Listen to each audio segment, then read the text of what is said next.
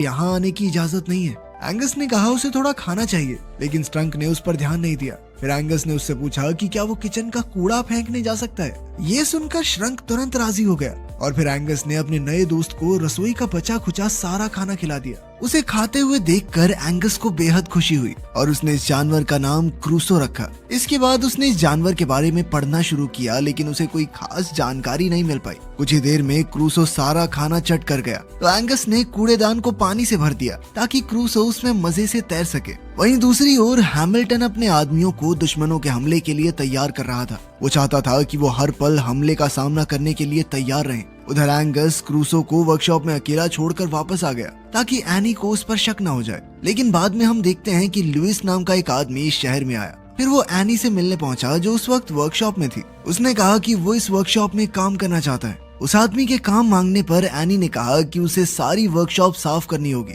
तो लुइस तुरंत काम में जुट गया। इस दौरान उसने वो कूड़ादान भी वर्कशॉप से बाहर निकाल दिया जिसमें एंगस ने क्रूसो को छिपाया था। एंगस ने जैसे ही ये देखा तो वो तुरंत लुइस को रोकने के लिए दौड़ा, लेकिन क्रूसो तो वहाँ था ही नहीं। तब एंगस ने लुइस से पूछा कि वो है कौन और वर्कशॉप में क्या कर रहा है। एंगस ने कहा कि ये उसके पिता की वर्कशॉप है और वो युद्ध से जल्द ही वापस लौटने वाले हैं। इस पर लुइस ने कहा कि देख भाई, तेरा बाप वापस लौट के जो चाहे वो कर सकता है, लेकिन जब तक वो वापस नहीं आते तब तक वो ही इस वर्कशॉप का मालिक है। ये सुनकर एंगस वहाँ से बाहर आ गया और क्रूसो को ढूंढने लगा। हम देखते हैं कि क्रूसो एंगस के घर में घुस आया था और उसे देखते ही स्ट्रंक का कुत्ता चर्चिल उसके पीछे दौड़ने लगा। खुशकिस्मती से चर्चिल चेन से बंधा हुआ था, इसलिए वो क्रूसो को झपटकर खाने में नाकामयाब रहा। इधर क्रूसो भागकर बाथरूम में आ गया। उसी पल क्रिस्टी बाथरूम में घुसी तो वो जोर से चिल्ला पड़ी और भागकर सीढ़ियों में आई। उसकी चीखें सुनकर एंगस तुरंत समझ गया कि क्रिस्टी ने क्रूसो को देख लिया है, इसलिए उसने क्रिस्टी को शांत किया और उसे समझाया कि क्रूसो उसका पेट है